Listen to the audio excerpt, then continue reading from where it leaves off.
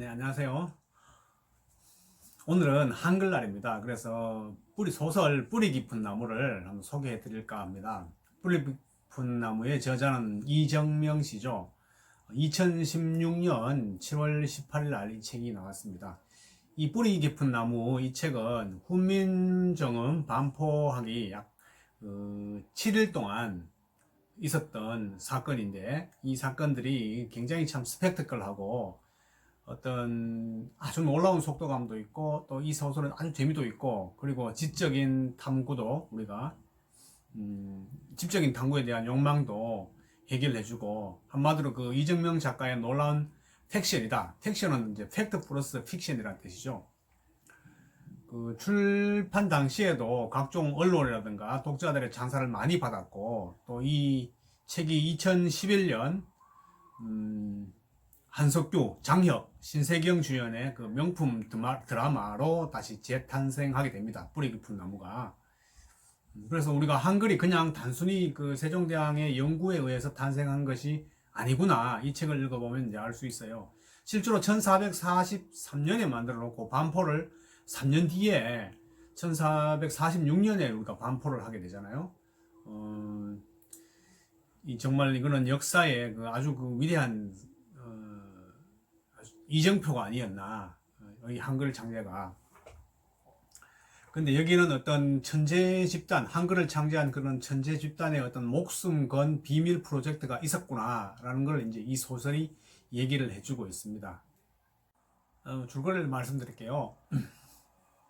지편적인 학사인 그 장성수의 시체가 경복궁 내에 열상진원이라는 곳에서 발견이 됩니다. 그 열상진원이라는 곳은 뭐냐면 경복궁 후원 북쪽 언덕 아래에서 솟아나는 샘입니다. 차갑고 맑은 물의 근원이라는 뜻에서 열상진원이라고 하죠. 여기서 지편전 학자 장성수가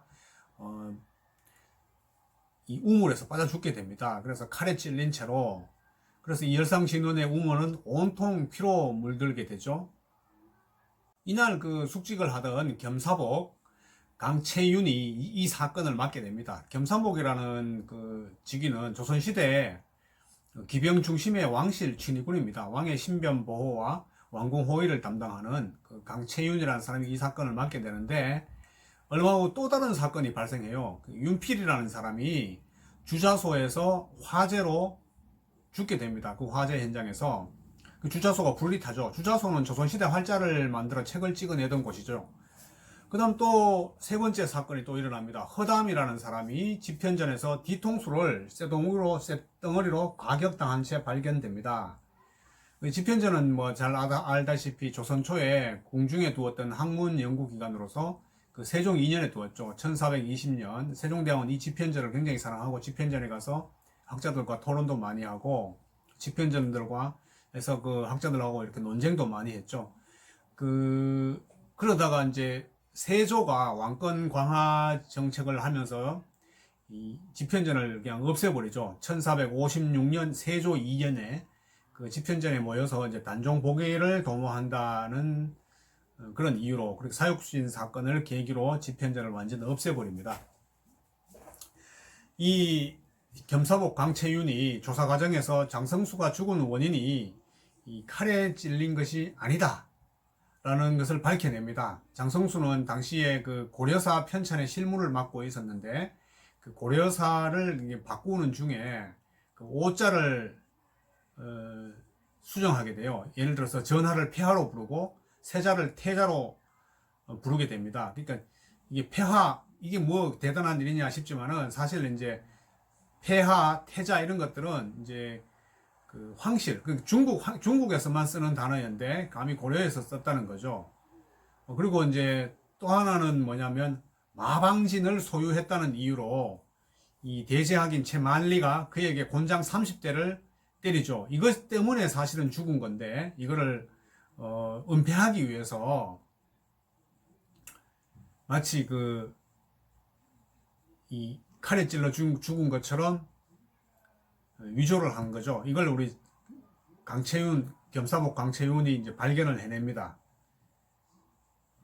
고려사라는 것은 뭐냐면 고려의 역사 문화를 기술한 사서인데, 정도전이 조선 건국할 때 고려 국사를 씁니다. 그러니까 고려 국사는 뭐냐면 조선 건국을 합리화시키기 위해서 정적들을 깎아내리고 사대주의에 입각해서 고려의 그 주체적인 자주적인 사실을 삭제하는 책이죠.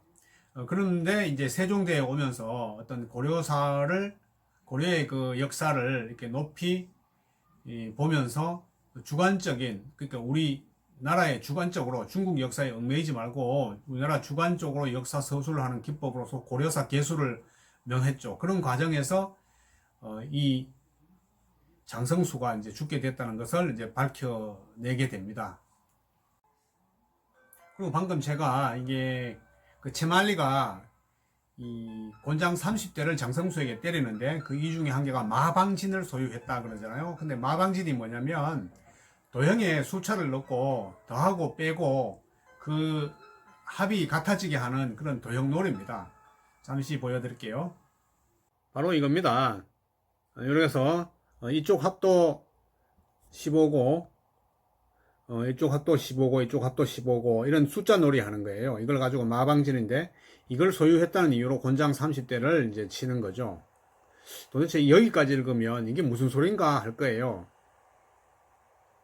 이 장성수는 죽으면서 이 오른손에 윤필의 옥단추를 꼭 쥐고 죽습니다. 그래서 사람들은 윤필이 범인이겠구나 하고 생각하지만은 윤필도 이 주자소가 불타면서 화재로 죽어요. 그래서 윤필은 일단 그 살인자는 아니다. 그래서 강채윤이 윤필의 죽음이 화재를 위장한 살인이 아닌가 이걸 조사하면서 이제 화재를 실제로는 담대서 죽었는데 이 화재로 위장했다는 사실을 이제 밝혀냅니다. 그리고 윤필도 죽기 전에 고려 가요를 수집하고 있었다는 것을 밝혀내죠. 아까 얘기한 그 장성수는 고려사 개수 중에서 오자 때문에 죽었고 이 윤필은 고려 가요 때문에 죽었다. 그래서 이 세종대왕이 어떤 고려의 정통성, 주체성을 다시 되살리려는 노력을 하는 과정에 있었는데 그 과정에 참석한 집현전 학자들이 다 죽게 되는 거죠.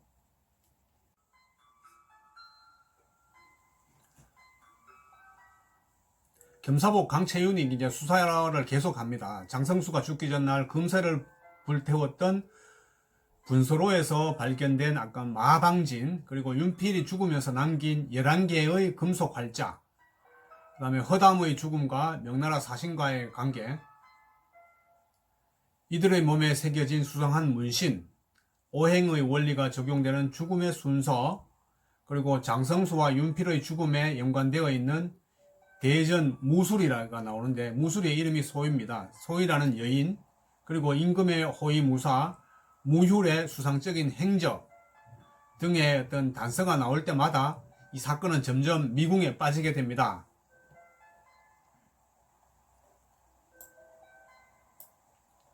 근데 이게 사건이 해결되기도 전에 또 한 명이 죽습니다. 경회로 대들보에 정초대감이 목매어 죽는 것을 발견하죠. 이 정초는 농사 직설을 편찬한 것으로 유명하죠. 농사 짓는 방법. 근데 이분도 이제 목매어 죽는 것을 발견해요. 근데 죽음의 직접적인 원인이 침으로 경추의 특정 부위를 꽂아서 전신으로 통하는 기혈을 막는 수침 할심법 때문에 이 사람은 죽고 이걸 자살로 위장하기 위해서 목을 매달았다라고 겸사복이 이제 밝혀냅니다. 강채윤이. 이거는 뭐야? 수침 할심법이라는 것은 무술의 고수들만이 할 수 있는 방법이다. 그래서 그의 죽음이 그 세종의 호위 무사인 무휴의 술법과 관련이 있다는 것이 밝혀지면서 이 강채윤이 무휴를 찾아가서 그 무휴의 침낭을 뒤져보지만은 증거는 나오지 않아요. 그래서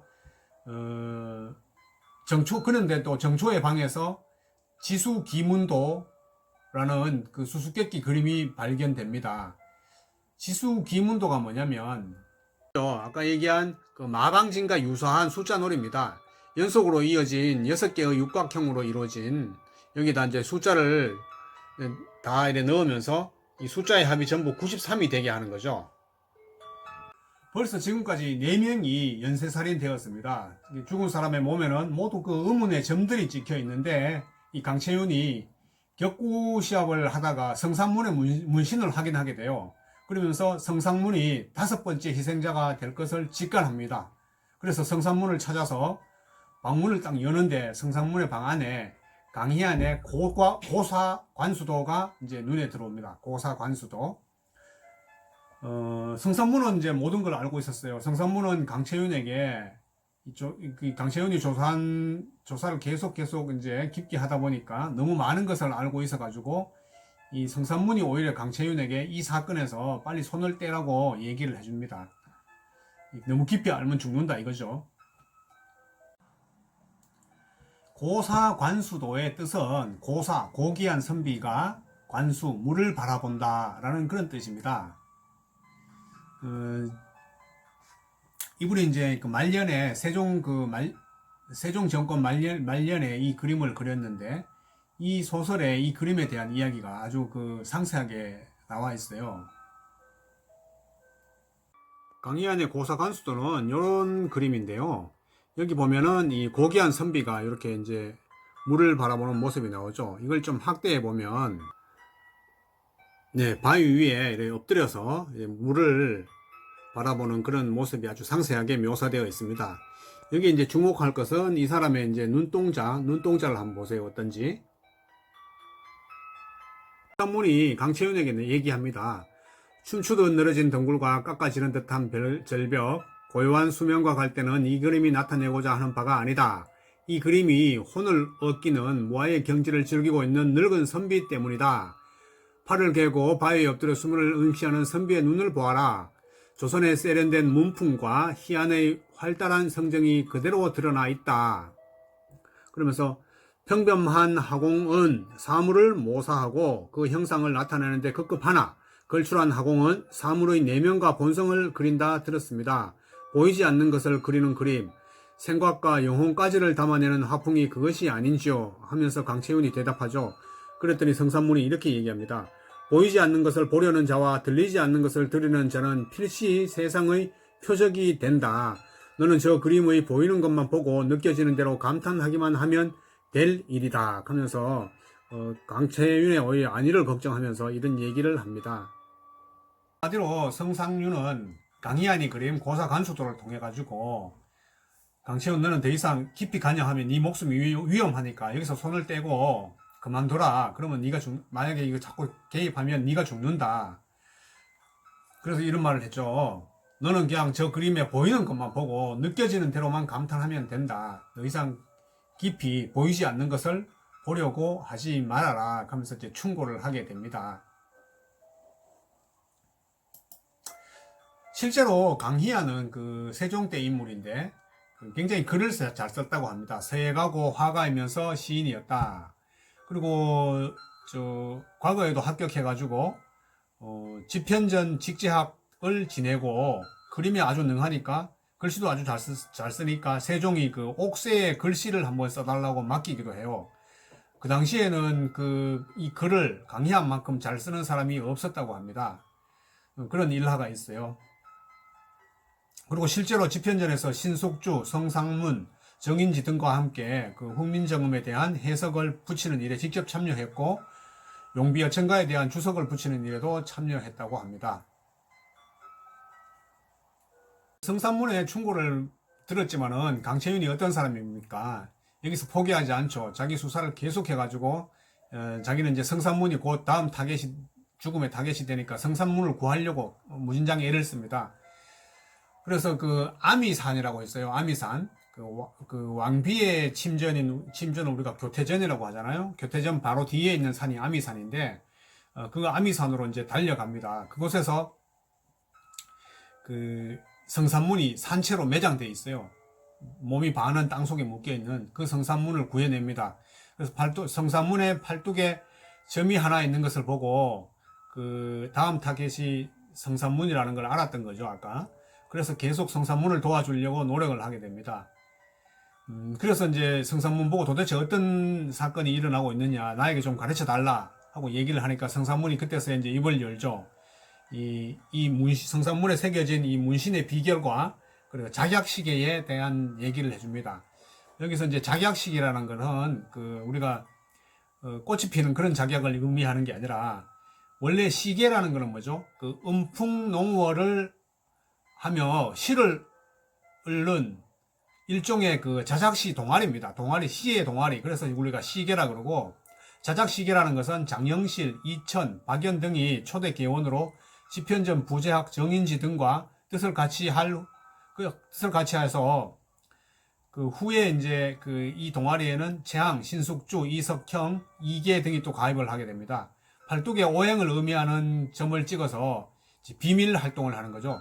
사실은 이게 동아리의 형식을 따서 이제 비밀 활동하는 동아리입니다. 그래서 서로 알 수 있게 팔뚝에 이제 점을 찍습니다. 오행에 점을 찍고, 그리고 여기에서는 뭐 천문도 연구하고 어떤 기물과 의기도 발명하는 그 세종의 명을 받아서 하는 그런 단체, 비밀 단체입니다. 경세치용이라고 그러죠. 여기에 중점을 두고 세종의 명으로 한글 창제라는 비밀 업무를 수행하는 곳이 바로 이 작약시계입니다. 이 작약시계가 이 소설 전체의 이제 핵심이죠, 핵심. 그러니까 한글 창제의 비밀 특공대다 이렇게 보시면 되겠습니다. 경세치용이라는 것은 경세, 세상을 다스린다, 치용, 쓸 용자죠. 쓸모있게 한다는 거죠. 이 어떤 실질적인 제도 개혁을 말하는데 실제 쓰임에 이르게 한다. 치용이라는 뜻은. 그래서 이 한글을 창제하는 목적이 한 사람을 위한 다수의 한 사람을 위하기보다는 다수의 그 민중 백성들을 모두 읽을 수 있는 그런 글을 만든다. 그런 뜻의 의미입니다.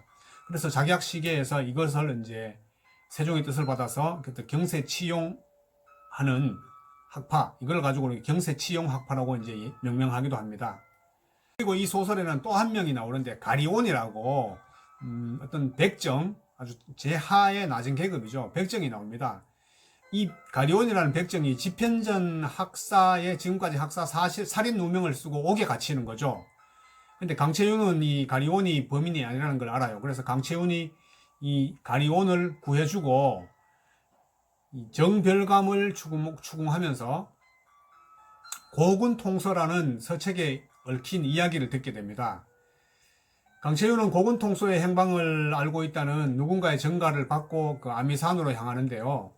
이게 뭐냐면 적의 덫에 걸린 거죠. 그래서 아미산에서 누군가에 의해서 둔기로 여기에 뒤통수를 맞습니다. 그래서 정신을 차렸을 때는 자신 앞에 소희라는 그 여자가, 소희는 원래 이제 말을 못하는 여자였죠. 말을 못하는 여자가 자신 앞에 있는 걸 발견하죠. 그리고 이 소희라는 여자를 통해 가지고 모든 사건의 이제 전말을 듣게 됩니다. 그 이야기가 뭐냐면 그 적들이 노래는 오행이 바로 장성수, 윤필, 허담, 정초, 그리고 성삼문이었던 거죠. 이 5명이 바로 작약시계의 비밀 특공대, 비밀 계원이었다는 거고, 모두 다 지편전 학사입니다. 이 사람들은 오랫동안 그 비밀리에 작업해오던 그 훈민정음의 아, 설, 순, 치, 후의 오음을 상징한다는 거예요. 이 오행이. 이 책에 등장하는 고군통서라는 책도 미리 오행의 법칙에 따라서 비밀리에 다음 학사에게 넘겨지고 다음 학사에게 넘겨지는 겁니다. 처음에 장성수가 가지고 있다가 윤필이 가지고 있다가 허담이 가지고 있다가 정초가 가지고 있다가 성삼문이 가지고 있다가 그 다음 타겟이 이제 누구냐면 과연 누굴까요? 하면서 이제 이 소설에서 그 다음 고군통서라는 책을 가지고 있을 자가 누군지 하면서 막 계속 찾아가는 그런 단계죠. 근데 마지막에 이제 결론적으로 말씀드리면 고군통서를 마지막에 가지고 있는 자가 바로 세종대왕이라는 거죠. 사실 우리가 세종대왕이 만든 한글 창제의 이야기인데 세종대왕의 이야기는 거의 나오지 않고 마지막에 이제 나오면서 하이라이트를 장식하게 됩니다. 이제는 그 오행 위에 있는 음양이 이제 위험하죠. 우리가 음양 오행이라는 거죠. 이 오행은 이제 다 밝혀졌으니까 그러면 도대체 음양은 누구란 말인가? 이 마지막 음양의 두 사람을 계속해서 찾아야 되는데 안 그러면 이 음양의 두 사람이 죽습니다. 그래서 마지막에 찾은 그 음양의 두 사람이 누구냐면 세종과 소희라는 거죠. 세종이 한글을 창제하면서 비밀리에 소희를 불러가지고 이 한글이 정말 모르는 백성들, 무지한 백성들을 일깨우는, 무지한 백성들이 소리를 내는데 합리적인 글인가 아닌가를 계속 소리를 통해서 실험을 하는 그런 장면이 계속 나와요. 그래서 이 두 사람이 음양이고 적들은 이 음양, 그러니까 세종과 소희를 죽인다는 거죠. 죽이려고 노력한다는 거죠. 그래 이제는 이 강채훈이 이 주상전하 세종이 위험하다는 것을 직감합니다. 그래서 그의 침소를 향해서 아주 빠른 속도로 달려가죠. 세종의 목숨을 노리는 괴한을 거기서 이제 물리치고 임금의 목숨을 구하게 됩니다. 근데 문제는 여기서 이 고군통서 이 책을 뺏기게 돼요. 정체를 알 수 없는 괴한들에게 뺏기게 되는데 이 고군통서라는 책이 이 명나라 사신관에게 넘어가죠.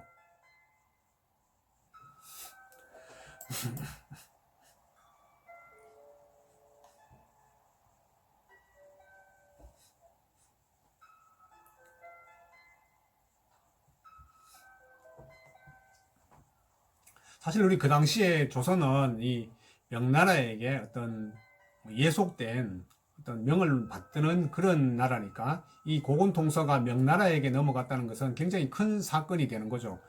왜냐하면 이 조선이라는 나라는 중국의 어떤 글자를 그대로 따가지고 와서 한자로 이렇게 쓰고 해야 되는데 감히 너희 나라 그 조선에서 한글을 만들어 가지고 중국 글을 버리고 한글을 따르겠단 말이야?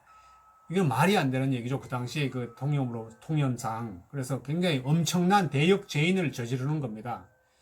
근데 이제 수사를 진행하면서 강채윤은 모든 그 사건이 고군통서라는 서책과 관련이 있다는 것을 알게 되고, 바로 근데 그 고군통서의 바로 저술자가 바로 젊은 시절의 세종이었다는 것도 알게 됩니다. 그러면 그 고군통서는 첫 장부터 끝장까지 어떻게 구성되어 있냐면, 이 중국을 위하자는 그 사대주의와 모화파들을 비판하고 우리나라의 을을 되찾아야 된다. 이런 내용입니다. 우리가 자주적으로 일을 써야 된다. 그래서 세종은 고려사도 다시 손보게 했고 고려가요도 다시 손보게 했다는 거죠. 주체성을 찾기 위해서. 만약에 이 고군통서란 책이 명나라 손에 들어간다면 명나라가 세종대왕을 가만둘 리가 있겠어요? 바로 그냥 죽이려고 하는 거죠. 일촉즉발의 위기가 찾아오게 됩니다.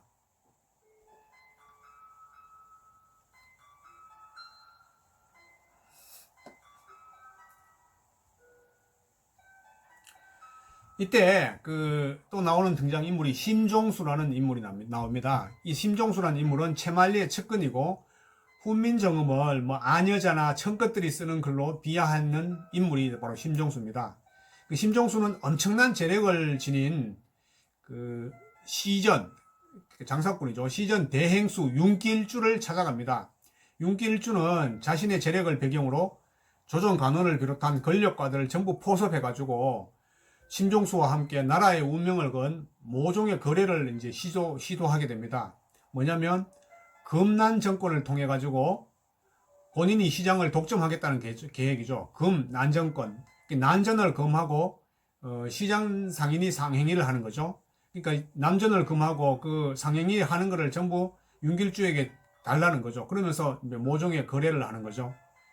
근데 이 심종수는 자신의 탐욕을 위해 가지고 이 고군 통솔을 이용해서 세종에게 금난 정권을 허용하도록 위협을 가하는 거죠. 세종은 이제 금난 정권을 반대했는데 심종수가 이 고군 통솔 얘기에 약점을 잡고 세종에게 금난 정권을 허용해야 된다. 이렇게 이제 요구를 하게 됩니다. 하지만 이 책은 이미 명나라 사신단에게 넘어가 버렸죠. 명나라 입장에서는 세종은 이제 눈에 가시 같은 존재니까 자기 말 안 듣고 하니까 명나라가 조선에 개입할 수 있는 빌미를 제공할 수 있는 아주 중요한 도구가 되어버린 거죠. 고군통소. 근데 마지막에 하이라이트로 오는데 마지막에 이제 세종의 호위무사인 무휴리 본인이 나섭니다. 그 책을 사실은 세종이 썼는데 세종이 쓴 게 아니다. 그 책의 저자는 무휴를 자신이다고 밝히면서 모든 것을 이제 세종 대신에 뒤집어 쓰면서 이 사건은 일단락됩니다. 그 세종은 참 훌륭한 어떤 자기 밑에 호위무사를 둔 거예요. 이 지난번에 그 TV에 천문인가요? 천문이라는 드라마도 있었는데 거기에 보면 그 장영실이 정말 조선의 하늘을 열고 조선의 24시를 여는 뭐 앙부일기라든가 그런 여러 가지 과학기구를 만들었는데 세종을 도와서 근데 마지막에 이제 그 한글 창제하고 채말리하고 사이에서 이 채말리하고 이제 협상을 하는 과정이 나오죠. 이 한글 창제를 멈추면 이 장영실을 살려주겠다 하면서 이제 협상을 하는데 장영실이 이제 마지막에 그 세종을 위해서 내가 그 세종을 죽이기 위해 가지고 자기가 안위를 그 세종이 타고 가는 가마죠. 안위의 그 바퀴를 일부러 자기가 이제 했다고 거짓말을 하면서 장영실은 거기서 이제 공잠 80대를 맞고 이제 죽게 됩니다.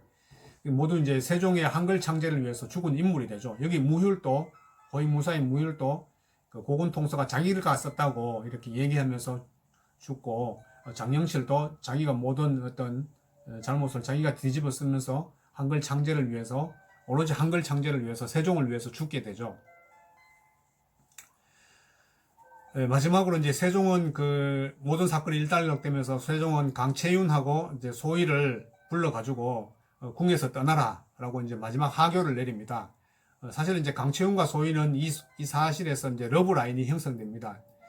그리고 이제 두 권의 서책을 주면서 이 한글 반포의 임무를 맡기게 됩니다. 그러면서 이제 이 책은 이제 종결을 하게 됩니다.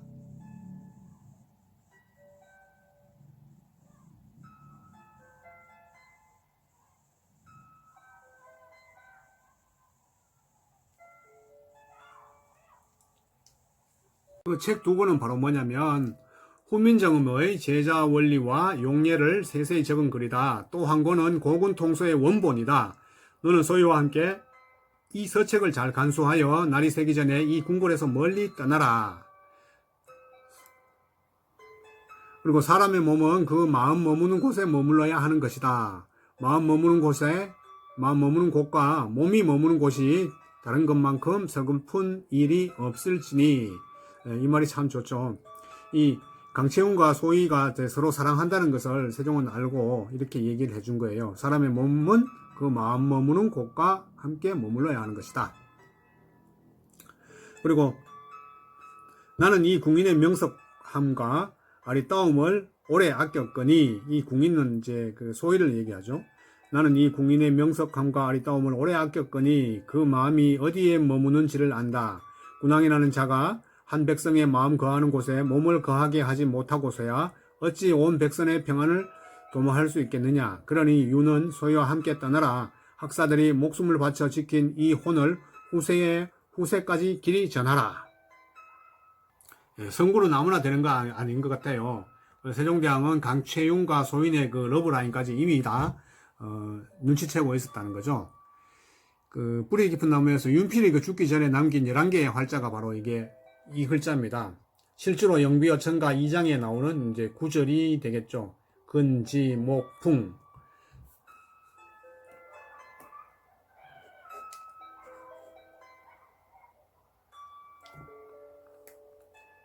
주상은 눈을 감았다. 윤필이 죽어가면서까지 지켰던 글자의 비밀을 한자 한자 새기듯 읊었다. 뿌리 깊은 남간 바람에 아니 멜세 꽃도 없고 여름 하나니 샘이 깊은 물은 가말에 아니 그칠세 내히 이러 발아래 가나니. 그러니까 윤필이 목숨을 버려가면서 지킨 것은 뿌리 깊은 나무였죠. 장성수, 윤필, 허담, 정초, 성상문, 신숙주, 정인지, 장영실, 박연 전부 작약시계의 개원 하나하나가 스스로 뿌리 깊은 나무들이 아니었나 이래 생각이 됩니다. 네, 오늘은 소설 뿌리 깊은 나무를 통해서 한글에 장제된 의미를 다시 한번 살피는 계기가 되었습니다. 뿌리 깊은 나무는 총 2권으로 이제 구성되어 있어요. 이정명 작가의 어떤 필력을 확인할 수 있고, 그리고 이 정말 한글이 어렵게 세상에 반포되었다는 것을 다시 한번 보여주고 있습니다. 그리고 이 책에는 아까도 얘기했지만 이제 팩션입니다. 팩트 플러스 픽션이라 가지고 이 사실에 근거해서 이 책을 만들어냈습니다. 실제로 이정명 작가가 이 책을 쓰기 위해서 10년 동안 많은 사료들을 수집하고 공부를 했다 그래요. 그래 이 소설이 그냥 이렇게 가볍게 나온 소설이 절대 아니다. 정말 역사적인 사실에 기초해서 많은 부분을 할애하고 애를 썼다. 그런 이제 뜻입니다. 여러분도 시간 되면 꼭 한번 이 책을 읽어보고 한국 역사에 대해서 관심도 가지시고 우리의 정체성, 주체성에 대해서도 생각할 수 있는 그런 계기가 되었으면 좋겠습니다. 감사합니다.